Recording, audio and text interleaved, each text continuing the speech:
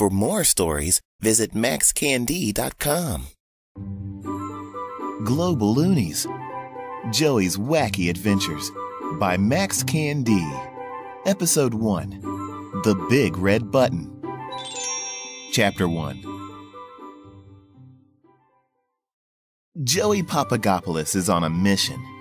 He is a 10-year-old boy with a common first name and a last name nobody can ever pronounce, which, for the record, is said like this: Papa-ga-po-lis. What Joey Papagopoulos wants more than anything is to do something, anything, as long as it's good. That would earn him a place in the Guinness Book of World Records. That would be so cool. And cool is something that Joey would very much like to be. What got Joey wanting to get into the Book of World Records was that girl who made a mosaic out of 800 pounds of jelly beans. For real. Her name is Stephanie Logston, and she's from California, USA. She was only 12 when she did it. She used 210,000 jelly beans and won an art contest, but didn't get into the Guinness Book. Joey thought that was a real shame, because he didn't think anybody else ever used that many jelly beans to make anything. Joey was so impressed with her attempt that he even sketched it in his notebook. But since Stephanie Logston didn't get into the Book of World Records, Joey thought he'd try to do it. His parents only bought him 4 bags of jelly beans to start with. He ate so many of them he threw up, so they wouldn't buy him any more. Clearly, that wasn't going to be his ticket into the Guinness fame. After that, Joey tried to beat the world record for balancing spoons on his face. He didn't expect it to be so hard, since the world record was only 17 spoons, but after trying for a week, Joey couldn't even keep 1 spoon on his face. It was a lot harder than it looked. The kid that won was from Canada and broke the record set by a kid who was only 9. The 9-year-old had managed to balance 16 spoons on his face. Then, Joey thought about trying to break the world record for holding slugs in his mouth.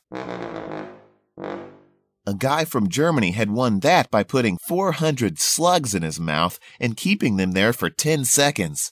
But when Joey mentioned the idea to kids at school, they were so grossed out, and nobody would play with him at recess for 2 days. That probably was a disgusting idea, and Joey realized it wouldn't make other kids think he was cool. So he decided not to try going for it, which made his mother very happy when he told her about it later. When Joey was in 2nd grade, he talked his parents into letting him have a pet chameleon. He figured if he took him to school, for sure it would up his status on the popularity meter. After the chameleon stuck out his tongue, the boys thought the chameleon was cool, but Joey, not so much. And the girls thought that they were both disgusting. Well, all except Jody Bizbaum, who thought any creature with a tongue almost twice the length of its body was seriously interesting. After she saw the chameleon that day, Jody Bizbaum went around sticking out her tongue and trying to pick things up with it. Mostly, all she picked up were germs, and after being out of school for 3 days, she stopped trying to be a human lizard. Even though the chameleon didn't make anyone think that Joey was really cool, Joey kept him, and they soon became best friends. Joey named him Larry, and his mom and dad got a ficus tree for Joey to keep in his room because they read that chameleons liked ficus trees, and also because they didn't want a lizard running around anywhere except in Joey's room. Larry spent his time sitting in his tree and munching crickets and worms and other things that Joey discovered chameleons liked. He slept in the chameleon-sized bed that Joey made for him. At least, that was what Larry used to do. Ever since Joey and Larry found the big red button, well, life had changed a lot for them both. It all started one morning before school when Joey was looking under his bed, hoping to find a clean pair of socks without holes in them. Chapter 2. I don't know why I have to wear clean socks to school, Joey said to Larry. I don't even think I have a pair without too many holes. After all, Haven't I been trying to set a Guinness record for having the most holes in my socks and still being able to wear them? When Joey went downstairs for breakfast that morning, his mother took one look at his big toe sticking out of his sock, well, on both feet, and marched him right back upstairs to find a different pair. "And if I've told you once, I've told you 1,000 times," she said after him. "Do not bring Larry to breakfast, Joey. I will not have a lizard munching on dead insects at the breakfast table." "Sorry, Larry," Joey said as he poked around under his bed. "I think she just woke up a little cranky this morning." Usually, his mother was good about having Larry around. "Oh, cool! Look at this," Joey said as he pulled out his favorite G.I. Joe. "It's Blizzard! I've been looking for him forever!" Blizzard had been his dad's G.I. Joe, and he came with all kinds of great things, like guns and skis and spiked shoes. He even had a compass. Well, he used to. Right now, he didn't even have his shoes, much less his compass. Joey tossed Blizzard aside while pulling out a few pairs of pants, 3 t-shirts, 1 blue tennis shoe, a half-eaten peanut butter and pickle sandwich, part of a moldy pizza, and 4 packs of bubble gum. No socks without holes, though. Stretching his neck as far as he could under the bed, Joey thought he saw something in the far corner against the wall, but he couldn't make out what it was. "Hey, Larry, come here for a sec." Larry looked up, a little curious, but not so much as to move quickly. He was, after all, in the middle of eating a bowl of dead crickets. "Seriously," Joey said, "I need your help. There's something under here, but I don't know what it is. It looks round." Well, that got Larry's attention because maybe, just maybe, he thought, it was a dead mouse. They can sometimes look sort of round. The chameleon scrambled over to the bed and, tilting his head, stuck out his tongue. Now, when he stood straight up, Larry was about 1 foot tall, which is about as big as a chameleon ever gets. But his tongue was about 1 1/2 times that long, so it had quite a reach. Joey figured out once that if his dad's tongue was in the same proportion to his body as Larry's, his dad's tongue would be about 9 feet long, because his dad is 6 feet tall. Just thinking about that made Joey laugh. Can you imagine a grown-up with a 9-foot tongue? Man, that'd be in the Guinness Book of World Records for sure. Just as Joey started to laugh, thinking about his dad with a 9-foot tongue, Larry's tongue darted out and did what chameleons' tongues do, which is to form a little suction cup at the end. Then, grabbing what he hoped was going to be a sweet baby mouse, Larry drew his tongue back in, brought out the object, and dropped it at Joey's feet. It wasn't a mouse at all. It wasn't even close to being a mouse. It was just a round, red, boxy, and plastic sort of thing. "What's that?" Joey asked, quite sure he'd never seen it before. But before either of them could explore it, Joey's mom shouted up the steps, "Joey Jethro Papagopoulos, you better have those clean socks on and be ready for school, or you'll miss the bus." With that, Joey stuffed his feet in his shoes and, hoping his mom wouldn't ask about the socks again, he bolted down the stairs. Larry shrugged his shoulders and hopped back onto his ficus tree. Whatever the object was, it wasn't a mouse, so it wasn't of any interest to him. He figured he'd just finish his cricket breakfast and take a nap until Joey got back from school. Chapter 3. To tell the truth, most of the time Joey wasn't all that crazy about school. He was in the 5th grade and there were way more girls in his class than boys. Most of the time he thought girls were kind of boring. Although more than once Jody Bizbomb did make him laugh. She didn't seem very interested in things most of the girls liked. She never polished her nails in weird colors. Well, she didn't polish her nails at all. And she didn't take care about making her hair look good. She did always ask about Larry, though, which Joey thought was very nice. And one time she brought a dead baby mouse to school that her cat had caught and said she wanted Larry to have it. 2 things Joey did like about school were social studies and geography. He liked learning about people in different places, and most of the time, he thought he'd like to travel to places that he read about. The only places Joey had ever been were Disneyland when he was 5 and to his Aunt Serena's alpaca farm. The alpaca farm was cool because the alpacas hummed really loud, and they were all trained to poop in one place. Joey talked about that for almost a week, until his parents asked him how he would feel if the alpacas told everyone how he did his business. "Okay, everybody," the geography teacher said. "Eyes up here." Joey's geography teacher was the coolest teacher he'd ever had. He was always doing things that got kids to pay attention. Like the time he taught them how to make didgeridoos out of paper tubes when they were studying Australian instruments. Joey's didgeridoo had a big opening, and he painted it in really cool colors that made it look a lot like Larry. That was all well and good until one day he left it in his room, and Larry, thinking there might be a relative in there somewhere, poked his head inside. By the time Joey got back home from school, Larry had been walking around all day with the didgeridoo stuck up to his neck. Joey had to blow on it really hard until finally Larry got blown out, which made him fly across the room and slam into a wall. After that, Larry didn't want anything to do with wind instruments. That was too bad, because after studying about Scotland, Joey thought that maybe he would like to play the bagpipes someday. "There's a lake right here in Massachusetts with the longest name of any lake in the whole world," Mr. Cleveland was saying. Kids thought it was hysterical that they had a geography teacher whose last name was Cleveland, so mostly he asked people to call him Mr. C, just to avoid the jokes about being named after a city in Ohio. "The lake's name has 45 letters in it, and 15 of them are the letter G.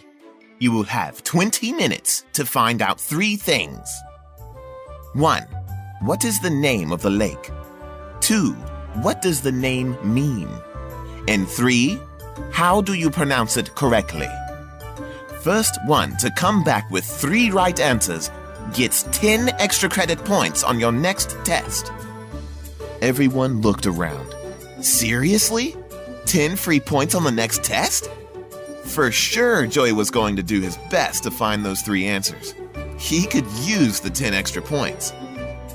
"Don't run to the library or to the computer lab. Walk or you'll be disqualified," Mr. C said. "Are you ready? 1. Grab your notebooks and pencils. 2. Make sure you notice the time so you are back in 20 minutes. 3. Go!" And with that, everybody left the classroom, pretty sure they were going to be the one to win those 10 free points. Chapter 4. Finding the name of the lake was easy. Joey found that in 2 minutes flat. He was sure he had the right name because indeed, it had 15 G's in it. Lake Chargagagog Manchaugagog Chalbungagungamog. Finding out what the name meant was a little trickier. It turned out that most people thought that it was an Indian word, meaning you fish on your side, I fish on my side, and nobody fishes in the middle. But Joey had stumbled upon the fact that this wasn't true, and what it actually meant was fishing place at the borders, neutral meeting grounds. Because no one else mentioned it, Joey knew he was the only kid who had figured out the right meaning of the lake's name. He was so excited, he could hardly contain himself. He wished Larry were here. When Larry got excited about something, he changed colors, which was super cool. The only change that ever happened to Joey is when his face turned really red when he got embarrassed. And that wasn't cool at all. Larry's color changes let him blend into his environment when he wanted to, or look really pretty depending on how he was feeling. Joey's red face just made him stand out in a way that made him feel silly. Sometimes Joey really wished he had been born a chameleon. The third of Mr. C's questions was the hardest of all. How on earth does a person say the name of a lake that looks like Chargagagog Manchaugagog Chalbungagungamog? But before anybody could even begin to come close to figuring that out, their 20 minutes were up. Walking back to the classroom, Joey had a laugh. Nobody was going to get those 10 bonus points, he thought, because not one of them, probably not even Mr. C, knew how to pronounce the name of the lake. But Joey was never a kid to give up, as was obvious from his attempts to set a world record. So as soon as he got home, he raced up to his room to find Larry. Surely together they could figure out how to say that name. Chapter 5. "Look," said Joey. "Here's how it's spelled. CHARGOGGAGOGGAGUGGAGUNGAMAUGG. Joey spelled out the name slowly, saying each letter for Larry. Larry looked at him like he was insane and went back to munching on some worms that Joey's mom had put in his bowl earlier. "Come on," Joey pleaded. "Help me, Larry." said Larry, sounding like he always did, except a little less clear since he had a worm in his mouth. Chameleons aren't very vocal creatures, and if they make any noise at all, it's just a hiss or a squeak. Although Larry was trying very hard to help Joey, he still couldn't say anything else. "Okay, let's take a break," Joey said with a sigh. Finding out how to say the lake's name was turning out to be harder than it seemed. Suddenly, spotting some bubble gum, he said, "Let's practice blowing bubbles." At that minute, he decided that maybe he'd practice to break the world record for blowing bubbles. He had read earlier that the record was set by a guy named Chad, who blew a bubble that was 20 inches in diameter. Larry liked that idea a lot better than trying to pronounce a name with 15 G's in it. Stuffing 4 pieces of bubblegum in their mouths, they both trotted downstairs to make sure they had a witness to this feat, in case they broke the record. Joey said, waving hello to his mother who was sitting at her desk working. Joey's mother was a tax accountant and often worked from home. "Pardon me?" Mom said, looking at them. "What did you say?" Joey repeated politely. Larry said, also trying to be polite, even though he could hardly breathe with all that gum in his mouth. And just as he finished saying, he started to choke. Larry's eyes nearly popped out of his head. His whole body, which is usually a rather nice soft green color, turned a terrible shade of gray. Joey raced over and threw his arms around Larry. Picking him up, he squeezed as hard as he could. The gum went flying out of Larry's mouth and landed right in the middle of Joey's mom's forehead. It was suddenly very quiet in the room. Larry said, trying in a chameleon sort of way to say he was sorry. Joey was just happy to see that Larry was turning back to his normal green. Sorry, Mom, Joey said, trying not to laugh. We were going to break the world record for blowing the biggest bubble. Larry was trying not to laugh too, but every time he looked at Joey's mother with that big wad of bubblegum stuck to her forehead, he couldn't help himself. He stuttered in his hissing sort of way. All that holding in of laughter was making him turn blue, a very bright blue at that, with streaks of red that ran up and down his back. At that moment, Joey again wished he were a chameleon so he could change into such cool colors. Even Joey's mom was impressed. "Okay, both of you, upstairs. Wash up for dinner," she said, adding, "Not you, Larry. You stay upstairs and think about just how many pieces of bubblegum a normal chameleon should try to chew. And you, Joey, you get the table set for dinner." Even though she tried to sound stern, Joey knew Mom wasn't mad. After all, it really was an accident. Thinking so, Joey came up with a small and silly poem.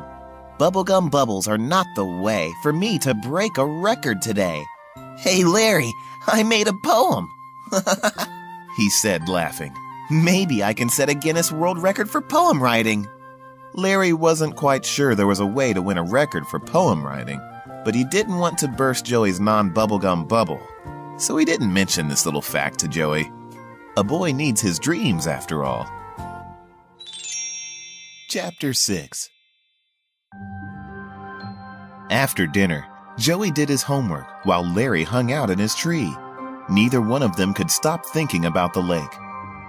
Just before it was time to turn out the light, Joey spotted the red, round object that Larry had pulled out from under the bed. "What do you think that is, Larry?" Joey asked, nodding his head toward the thing. Larry hissed good-naturedly, meaning he had no idea whatsoever. It was a button about the size of a yo-yo, but it didn't look like a yo-yo. It had a gray metal base, and its top was a large, flat red button made of hard plastic. And unlike a yo-yo, it didn't have any string around it. It was just a solid red buttony-looking thing. Joey reached over to pick it up. "This is just a day for mysteries," he said. By this time, Larry was sitting on his shoulder, looking at the button. "It's too bad this isn't a magic button that could give us some answers," Joey sighed, adding, "Like how to say the name of that lake. I want to know and not make a mistake." "Larry, I made another poem." Joey got distracted while laughing, and he pressed the button without even realizing it. Before Larry could so much as roll his eyes, there was a sudden whooshing sound in the room, followed by a giant boom.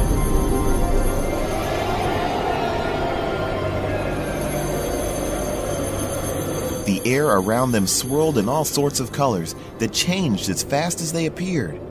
A split second later, it was as if the room itself rotated faster and faster, scooping up both Joey and Larry and sending them spinning off at a ferocious speed. Inside, all the colors of the universe. Around and around and around they went, hanging on to each other for dear life and feeling both scared out of their breath and in awe at the fabulous colors and the sound of the wind. It was a sound like they had never heard before, like a million tiny hummingbirds that had gathered together, their collective wings beating so fast that the very humming sound was carrying them far, far away to a different place and a different time.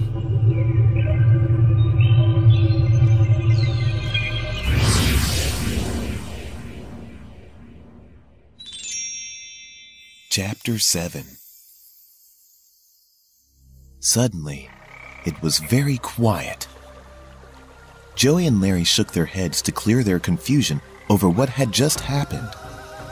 They were so busy shaking their heads that at first they didn't even look around.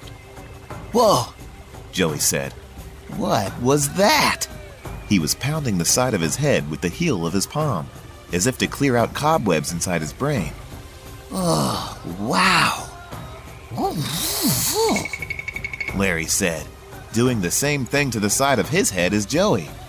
He had turned a bright green color with brilliant blue and red, orange and yellow dots spotting his body from head to toe. He looked like someone had covered him in glass beads that sparkled in the sunlight. Joey stared at him, thinking that he had never seen anything quite so beautiful in his life. "Dude," Joey said, still in awe. "You look seriously cool."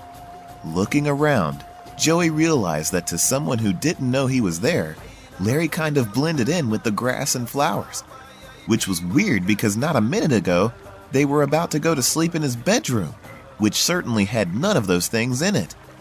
Where the heck were they? And how did they get there? While Joey was looking around to figure all this out, Larry returned to his normal shade of green. Joey was always amazed at how Larry could both blend in and stand out, something he often wished he could do, especially at school. They were in the grass next to what looked like the biggest lake Joey had ever seen. Nothing around them looked at all familiar. "What do we do now?" Joey said, looking at Larry. Larry answered, standing up tall. Then he started walking. Not one to be left behind, Joey quickly got up and followed him.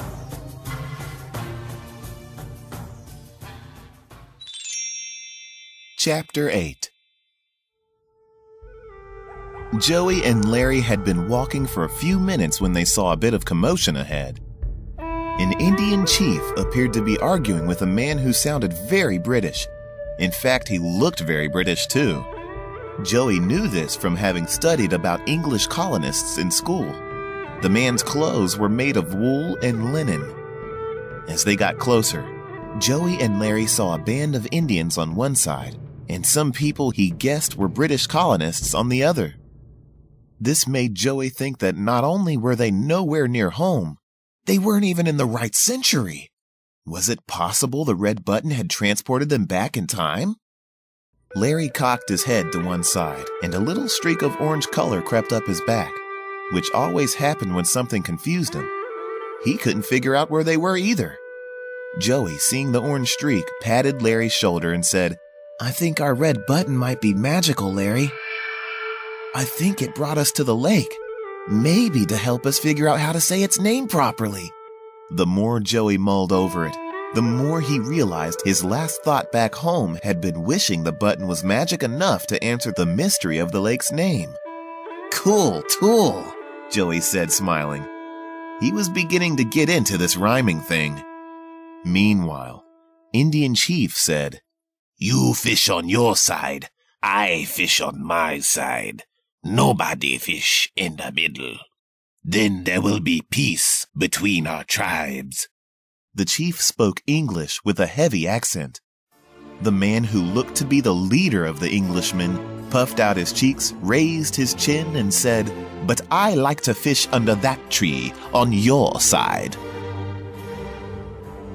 "If you insist on crossing borders, a war may start between our people.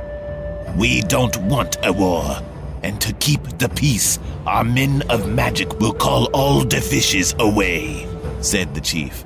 "You see, no fishes, no war." Joey understood that they were fighting over who could fish where, worrying that there might not be enough fish for everyone. He felt very nervous. After all, he was just a kid. But he decided to speak up anyway. "Stop!" he shouted. "There's more than enough fish to go around." All eyes darted toward him, suddenly making Joey feel rather out of place and a little bit embarrassed. His face started to turn red, and Larry, who was a little nervous himself, began to turn yellow. Not wanting to stay yellow, Larry decided to cheer everyone up. Seeing as how both the Indian chief and the Englishman were wearing rather silly hats, Larry reached into his backpack and pulled out a hat of his own. And to Joey's surprise, Larry danced 3 steps to the left and jumped. Then he danced 3 steps to the right and jumped again. He was dancing a cowboy line dance, the only dance he knew. Everyone was so surprised to see a dancing chameleon wearing a funny cowboy hat that they stopped talking. They even forgot they were arguing. Everyone just watched Larry, who by this time was having so much fun that he was once again a very nice shade of green. "Listen," Joey said while everyone was silent. "Instead of creating a border which you'll have to defend and fight for, maybe you could, I don't know, trade or something? Then you could fish together." "We have excellent fishing nets and traps," the chief said, thinking. "I don't mind trading." "Indeed, your people understand all about living here," Joey said. Turning to the Englishman, he added, "And your people, sir, bring many new things with them. Ideas, tools, technologies." "Oh, yes," the English leader said, also thinking, "I don't mind trading, truth be told." Joey smiled, seeing that no one looked tense anymore. "There will be enough fish for all of you, and for your children and their children too." "Trade and not make a border. That works for me," said the Indian chief. "In fact, we can call this lake Lake Chagagagog Manchaugagog Chaubanagongamaug, meaning neutral fishing place in the language of our people, the Nipmucks." "Good show," the Englishman agreed. "It's a good solution indeed, although a hard name to remember." Up until this point, the Englishman explained, the colonists had all just called it the lake, which, though a little boring, was certainly easier to say. Still, he liked the idea of naming the lake something that reminded them all that they could come together to fish and trade. "Why don't you chaps all come over for a cup of tea?" he called to the chief. "Thank you," the chief said. "We will. But first, we want to learn how to do that funny dance." "And we want to learn to say the name of this lake," said the Englishman, who had been listening to everyone behind him sputtering, "Chaga, charga, chargoo, char what?" ever since the Indian chief had named the lake. "Us too," said Joey. "That's exactly what we want to know. How do you say the name of this lake?" And for a very, very, very long time, they all danced Larry's cowboy line dance, while the Indians chanted, over and over and over again. They danced to the rhythm of the name. They shouted it so many times and for so long that Joey realized he could finally say it. "Oh, great," said Joey. "Now we know how to say the name of the lake." He added, the lake, we can say it without mistake." And he took 3 extra steps and kicked up his heels, while Larry just looked at him and rolled his eyes. The Indian chief, who was getting quite tired, said, "I think I'll accept that cup of tea now." Larry thought that maybe the chief wasn't too crazy about Joey's poems either, and taking a tea break was a good way to politely leave. Seeing that everyone was done dancing, Joey looked over at Larry and said, "I think we should go home too. It must be awfully late." Joey could see that Larry was very tired. All that dancing had worn him down, and the little chameleon was turning that gray-green color he was when sleeping. "Don't fall asleep yet," Joey told Larry. "Not until we figure out how to get home." Not only did Joey want to go home and sleep, but he wanted to wake up on time, go to school, and tell Mr. C not just the name of the lake, but also what it meant. He didn't think he'd be able to tell Mr. C that he actually had something to do with the name, but what he could tell him was how to say it like a real Nipmuc Indian would. And while that might not get him into the Guinness Book of World Records, Joey thought it just might get him 10 extra points on his next test. And that, he thought, was almost as good. Chapter 9. Joey and Larry sat by the shore of the lake. They weren't clear on how the magic button had gotten them there, but they knew it had something to do with thinking. And although all that whirling and twirling through the air was kind of interesting, Larry did mention that he felt a little like he was going to puke once they landed.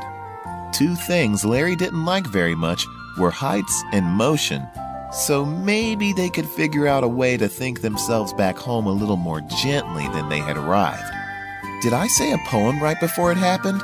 Joey asked Larry. Larry rolled his eyes, shaking his head in a no sort of way.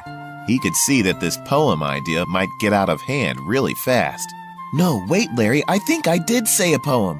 But when he looked over at Larry, Joey could tell he wasn't really in the mood for more poetry. Larry looked sleepy. "Okay, no poem this time," Joey said, but then he couldn't help himself and added, "Just words for the button would be mighty fine." Get it? Joey was cracking himself up with this silly poetry stuff, but then he looked at Larry, who wasn't finding Joey nearly as funny as Joey was finding himself, and he stopped laughing. "Sorry," Joey said, a little embarrassed. Larry shrugged. Okay, let's think," Joey continued. "Let's try closing our eyes and thinking really hard about being home in our room.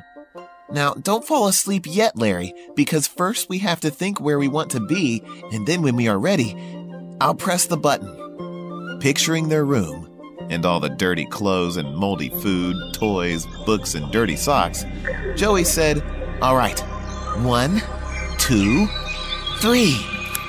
And with that, he pushed the button.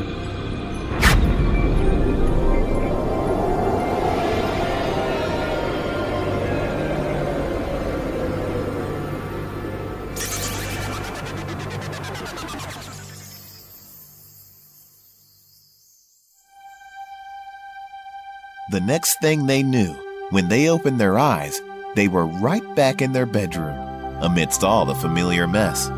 "Joey Jethro Papagopoulos, what on earth are you two still doing awake? It's way past your bedtime, young man," Joey's mom said, opening the door. "But Mom," Joey said, I have to tell you what happened. You can tell me in the morning over breakfast, Mom said sternly. And Joey knew there was no way she was going to listen to him right now. Okay, Mom, but you'll be really excited when I tell you. It has to do with a magic button in Lake Chargagagog Manchaugagog Chabunagungamaug. Joey said the name of the lake perfectly and with a giant smile on his face. Magic button? In Lake Changa what? Oh, never mind. To bed, now. Joey knew when his mom said now like that, she meant business. So he crawled into bed and pulled the covers up just as Larry jumped into his own little bed. Good night, Mom. I love you, Joey said. I love you too, Joey. And you, Larry, Joey's mom said as she closed the door with just a hint of a smile on her face. Larry was turning a slightly darker shade of green-gray because he was just about to fall asleep when Joey said, Hey, Larry. Huh? We went time traveling tonight. We're so cool, we foiled a fight. I'm so funny, my poems are sunny. Joey slapped his blanket as he laughed. A deep groan came from Larry, who rolled over and pulled the covers way over his head. The big red button was very cool, he was thinking to himself. But this poetry stuff, this, he thought, could get really old really fast. But before he could think about it anymore, he fell into a deep sleep. And Joey did the same. Time traveling, it seems, can tire out a couple of boys fast.